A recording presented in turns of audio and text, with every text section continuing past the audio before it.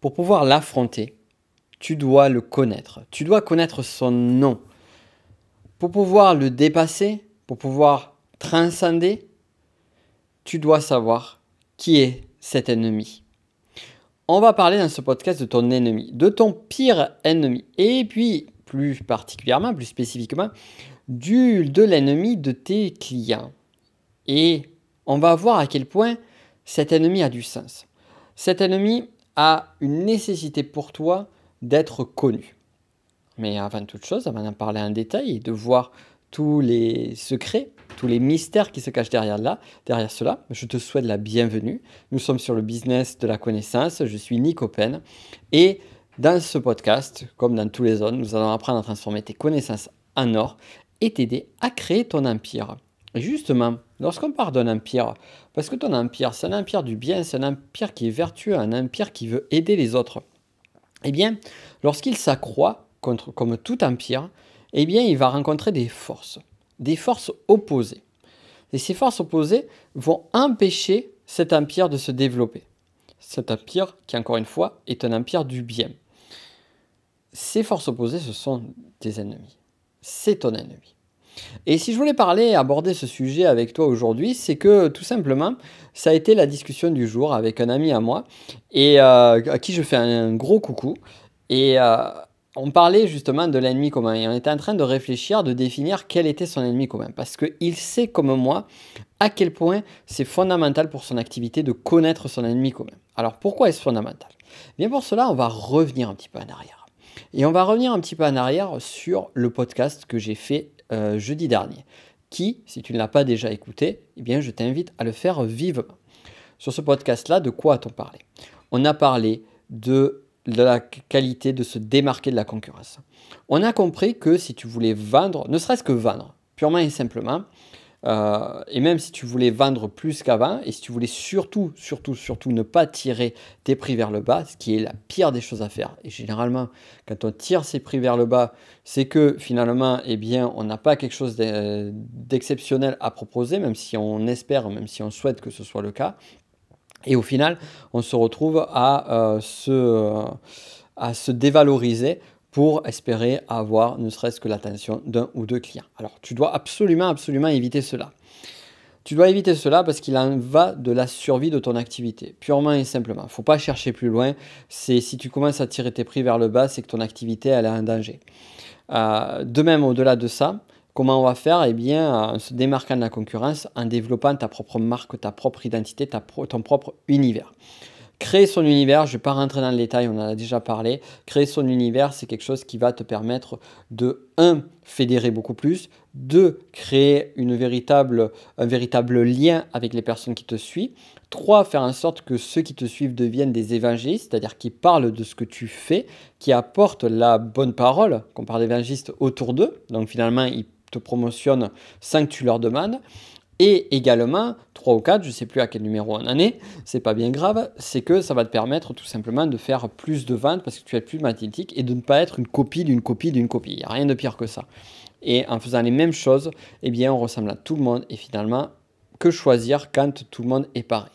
Et tout cela, des grandes marques comme Apple, Starbucks, Desigual, j'en avais parlé, mais je pourrais t'en donner plein d'autres, une multitude de marques, ont très bien compris ce phénomène-là et l'utilisent à bon escient. Et ce phénomène-là, tu dois le maîtriser toi aussi. Que ce soit dans le développement de ton activité aujourd'hui, quels que soient tes résultats, ou même si tu es en phase de création de ton entreprise. Donc, de là va s'insérer l'ennemi commun. Mais avant cela, pour aller plus loin, ce que je t'invite à faire, c'est à regarder le lien dans la description. Il y a encore la formation disponible Votre Univers qui est sortie il y a peu. C'est encore sorti tout chaud du four. C'est une formation qui va t'expliquer tout cela en long, en large et en travers. Tu vas avoir tout ce qu'il faut, tu vas avoir tous les exercices étape à étape. Tu ne vas pas avoir à dépenser 2000 balles ou même 1000 balles ou 500 balles ou même 100 euros sur cette formation-là, du moins à son lancement. Pour moins de 100 euros, tu peux accéder à cette formation. Et quand je dis moins de 100 euros, ce n'est pas 99,99 €, c'est moins que ça. Donc, je t'invite vivement à en profiter. J'ai vraiment synthétisé tout ce que tu as à savoir sur le sujet, tout ce que j'applique depuis des années et qui marche. C'est surtout ça. Et donc, j'en viens au conseil que je voulais apporter à mon ami sur le pire ennemi, et un conseil que je veux t'apporter à toi aussi. C'est déjà, première question, pourquoi définir un pire ennemi? Eh bien, ça vient dans cette idée d'identité. Ça vient de cette idée d'univers. C'est-à-dire que pour que quelqu'un ou des personnes s'identifient à ton propos, s'identifient à ta marque, s'identifient à tes produits, eh bien, ils doivent avoir des points de référence. Et les points de référence, c'est ceux qui me ressemblent et ceux qui sont en opposition à moi. Donc ça, c'est le premier point. Donc, il convient de définir ce que veulent les personnes qui te suivent, mais il est aussi nécessaire de définir ce que veulent éviter les personnes qui te suivent. De même, l'ennemi commun, cet ennemi-là, ça va être l'obstacle. L'obstacle majeur, l'obstacle principal qui va empêcher les personnes qui te suivent à atteindre les résultats qu'ils souhaitent avoir. De façon plus large, de façon plus haute, pour arriver à faire en sorte de te différencier des autres, moi, ce que je t'invite à faire, et c'est là une clé fondamentale, j'en parle sur la formation, c'est d'ailleurs la 3e des 4 étapes, tu dois arriver à définir ta grande cause, ta grande mission. C'est-à-dire que tu n'es pas juste là pour vendre des produits ou vendre des produits ou services, mais tu es là pour apporter le bien. Tu es là pour changer les choses. On est là pour changer le monde, on n'est pas là pour juste passer et puis basta. Et ce que tu ne sais peut-être pas, c'est qu'en souhaitant changer le monde, en ayant cette intime conviction, en ayant cette force de transformation et d'amélioration de ton environnement, eh bien, tu vas améliorer tous les aspects de ton business. Et ne serait-ce que l'aspect le plus vital qui est l'augmentation des ventes et l'augmentation du chiffre d'affaires. C'est-à-dire que plus les personnes se reconnaîtront dans ta cause, plus les personnes se reconnaîtront au travers de ta mission, mieux ça va marcher. Et là, je te pose la question, quelle est ta mission? Eh bien, ta mission, c'est peut-être d'aider les gens à être plus libres. Ta mission, c'est peut-être d'aider les gens à s'émanciper de X, Y, Z. Ta mission, c'est peut-être d'aider les gens à se sentir mieux. Tu vois, par exemple, si tu es dans le domaine du bien-être, eh bien, peut-être que ta mission, c'est de rendre les gens plus heureux au quotidien ou les gens plus sereins. Et donc, si je prends ce domaine-là, par exemple, tu veux aider les gens à résoudre des problèmes articulaires. On va dire, voilà, par exemple, tu as des formations, tu as des méthodes, tu as appris énormément de méthodes pour résoudre les problèmes articulaires. Ok, c'est quoi ta grande mission? C'est quoi ton grand but? Bon, c'est pas forcément un but lié aux besoins auxquels tu vas répondre, mais ça peut être plus que ça. Tu veux que les gens se sentent libres dans leur corps. Ça peut paraître, par exemple, être ta mission. Et tu veux éviter la souffrance. Et donc là, lorsque on va amener sur la souffrance, on va commencer à pointer un ennemi. Et l'ennemi, quel est-il? Eh bien, on pourrait dire, par exemple, ce sont les problèmes articulaires. Mais c'est plus que ça, en fait. Parce que le problème articulaire, dans ce cas-là, ça va être juste la conséquence de l'ennemi. Et là où on va aller creuser, c'est quelle est la grande cause qui a provoqué l'obstacle, qui a provoqué la blessure, qui a provoqué la difficulté, qui provoque toutes les problématiques dans lesquelles est ton client aujourd'hui que tu dois aider. Cet ennemi, c'est quoi? Eh bien, dans le problème articulaire, ça peut être par exemple la posture. Ça peut être alors, je ne sais pas, je ne suis pas spécialiste du domaine, mais on pourrait dire qu'une personne qui va travailler là-dessus peut dire, ben voilà, le problème aujourd'hui, mon grand ennemi, c'est la façon, les postures que l'on a depuis des décennies, depuis qu'on utilise l'ordinateur. La façon dont on se met, d'ailleurs en plus c'est le cas, la façon dont on met le poignet sur la table, la façon dont on utilise la souris, la hauteur de l'écran sont des véritables problèmes sur la posture. Donc ça, c'est le véritable ennemi. Et l'ennemi en lui-même, c'est quoi? C'est quelque chose qui est intangible, c'est quelque chose qui a été transmis de génération, enfin pas de génération en génération, mais qui a été transmis malgré nous et qui perdure. Et que si on n'arrive pas en opposition, si on n'arrive pas à un obstacle à celui-ci, eh bien il continuera encore et encore. Et il amènera encore cette douleur-là. Donc j'aime bien 3 points clés pour définir l'ennemi et j'ai trouvé ça génial et c'est en discutant avec ce même ami à qui je refais un coucou parce que moi j'aime bien faire mes coucous à mes potes dans les podcasts. Euh, 3 points, 3 points clés. Premier point, cet ennemi commun, il doit être invisible. C'est-à-dire que c'est pas forcément un tel, c'est pas forcément la faute à Jean-Pierre à la compta qui a dit qu'il fallait s'asseoir comme ça. C'est pas la faute au président de la République, c'est pas la faute à ceci, cela.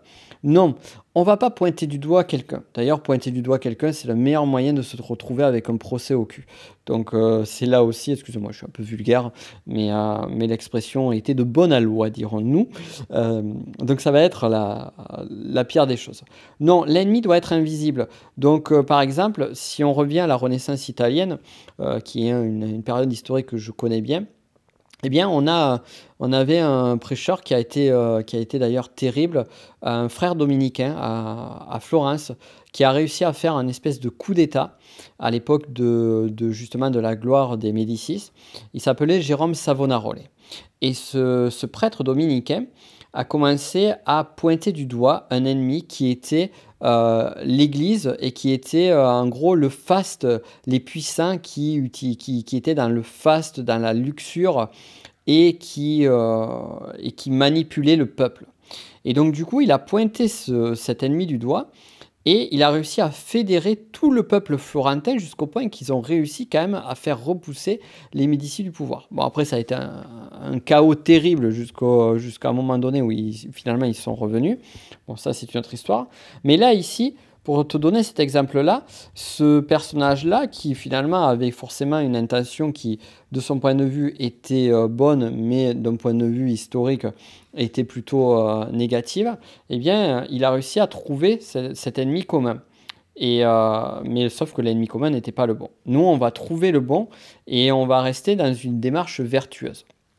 Donc l'ennemi doit être invisible. L'ennemi doit être contagieux.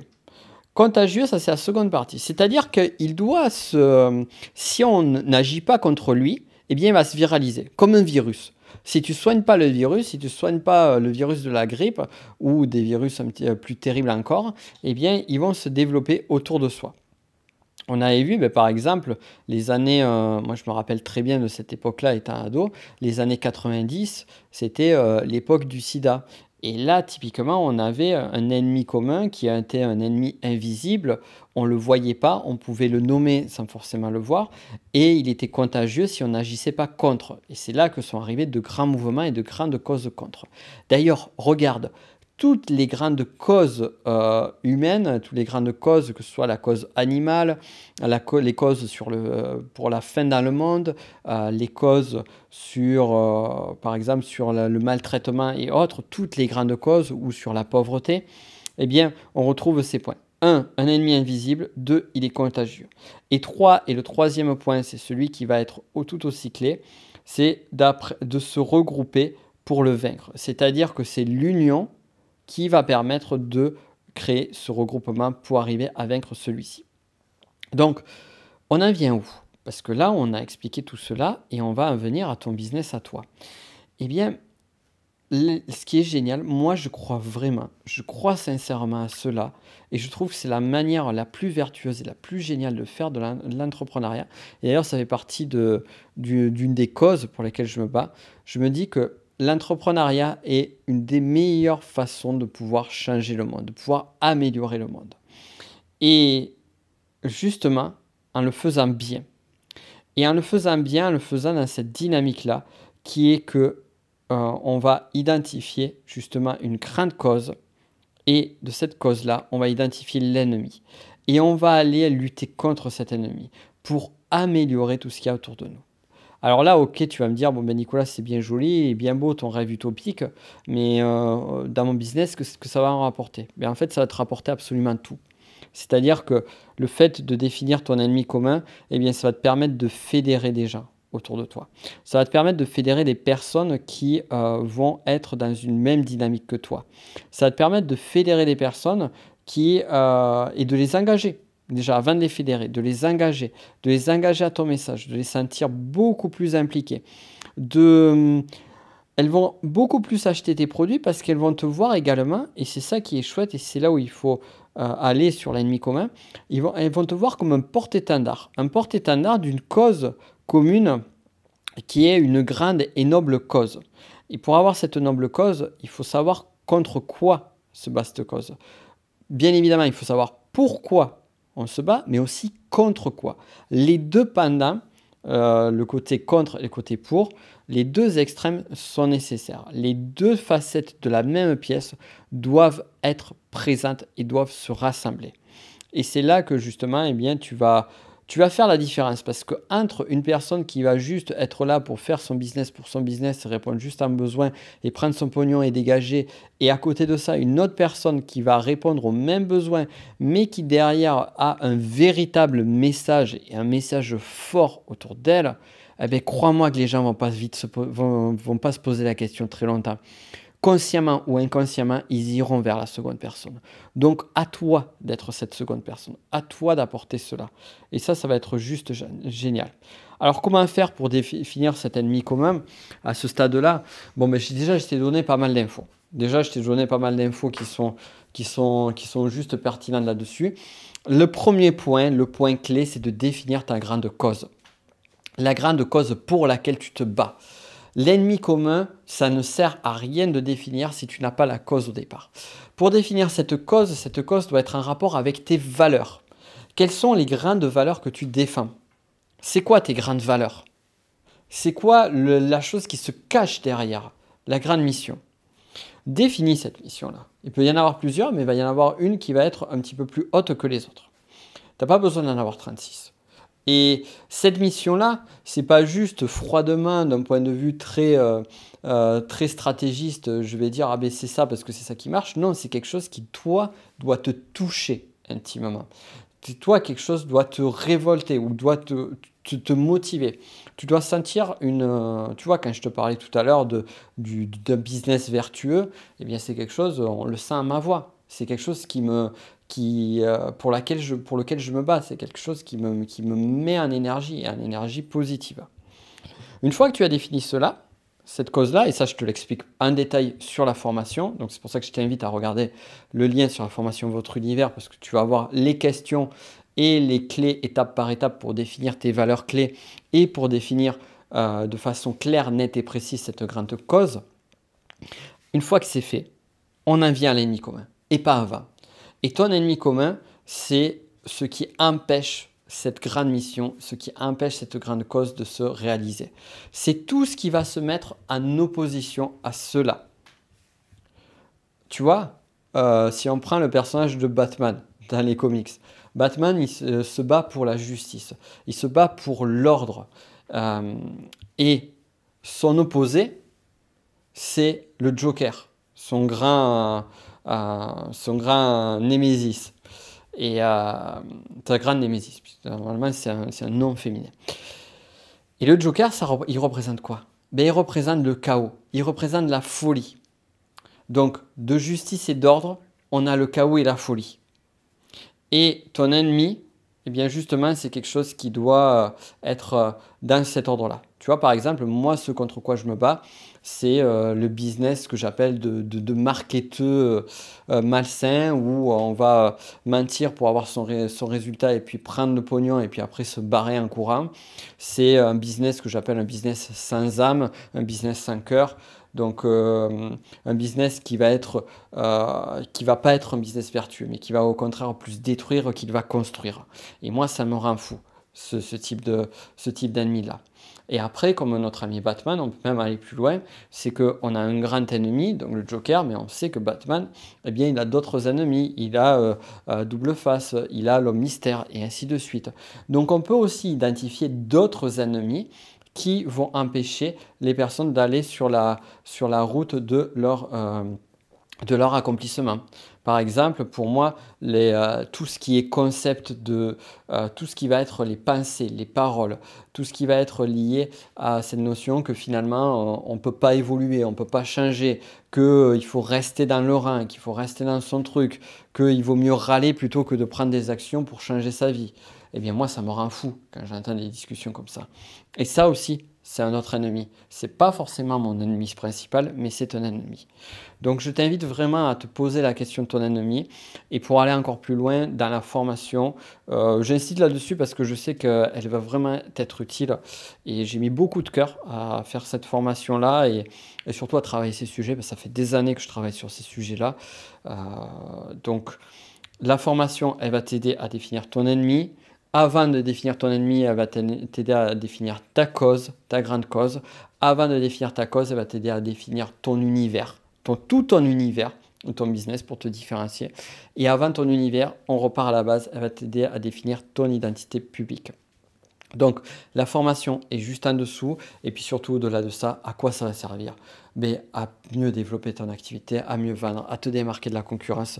Bref, ça va t'aider dans toutes les sphères de ton activité pro, puis au moins ça va te donner une guideline que tu suis une fois et puis basta. Je te laisse regarder tout ça et quant à nous, on se retrouvera lundi pour une nouvelle interview avec monsieur Jérôme Waro qui va nous expliquer, alors là on va être sur un tout autre sujet, on va parler de compétences multiples et comment devenir champion du monde, puisqu'il est lui-même champion du monde de mind mapping, comment devenir champion du monde en se dispersant. Ça va être super intéressant. D'ici là, regarde la formation et on se dit à très vite.